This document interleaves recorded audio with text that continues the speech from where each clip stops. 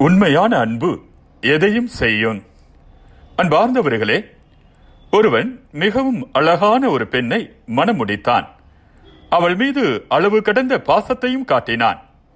சில ஆண்டுகள் கழித்து அவள் ஒரு தோல் நோய்க்கு ஆளானாள். அதனால் அவளது அழகு படிப்படியாக குறைய தொடங்கியது. அந்த வேளையில் அவளது கணவன் வெளியூர் பயணம் ஒன்றை மேற்கொண்டிருந்தான். அவன் திரும்பி வரும்போது கண் பார்வையை இழந்தவனாக வந்தான். எனினும் எந்தவித பிரச்சனையும் இன்றி அவர்களது மன வாழ்வு தொடர்ந்தது. நாட்கள் செல்ல செல்ல அவனது மனைவி தனது அழகு படிப்படியாக குறைவதை உணர்ந்தாள்.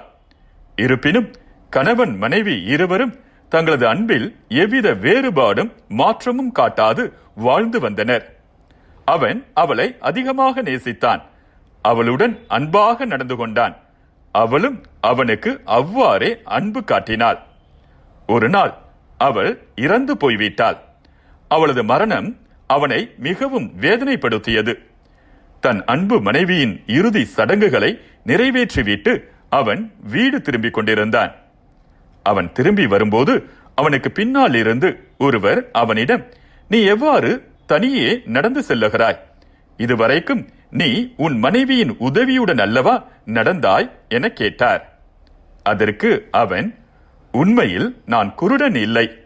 எனது மனைவி நோய்வாய்ப்பட்டுள்ளாள் என்பதை நான் அறிந்தால் அவள் மனம் காயப்படக்கூடும் என்பதால் நான் குருடன் போன்று பாசாங்கு செய்தேன். அவள் சிறந்ததொரு மனைவியாக இருந்தாள்.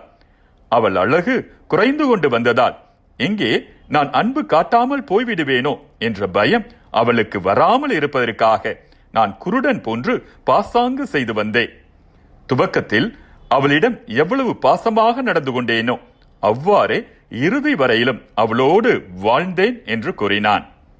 அன்பார்ந்தவர்களே, அன்பு பொறுமையுள்ளது, நன்மை செய்யும், பொறாமைப்படாது, தற்புகழ்ச்சி கொள்ளாது, இருமாப்பு அடையாது, அன்பு இழிவானதை செய்யாது, தன்னலம் நாடாது, எரிச்சலுக்கு இடம் கொடாது, தீங்கு நினையாது, அன்பு தீவினையில் மகிழ்வுறாது, மாறாக உண்மையில் அது மகிழும். அன்பு அனைத்தையும் பொறுத்து கொள்ளும், அனைத்தையும் நம்பும், அனைத்தையும் எதிர்நோக்கி இருக்கும், அனைத்திலும் மன உறுதியாயிருக்கும். புனித பவுலடியார் கொரிந்தியருக்கு எழுதிய முதல் திருமுகம் 13ஆம் அதிகாரம் 4 முதல் 7 வரை உள்ள இறை வசனங்கள். உண்மை அன்பு எதையும் தாங்கிக் கொள்ளும். அன்பு உள்ள இடத்தில் துன்பம் என்ற பேச்சுக்கே இடம் இல்லை.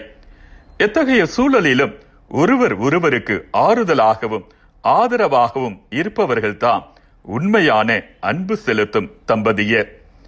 மீண்டும் மற்றொரு சிந்தனையோடு உங்களை சந்திக்கும் வரை விடை பெறுகிறேன்.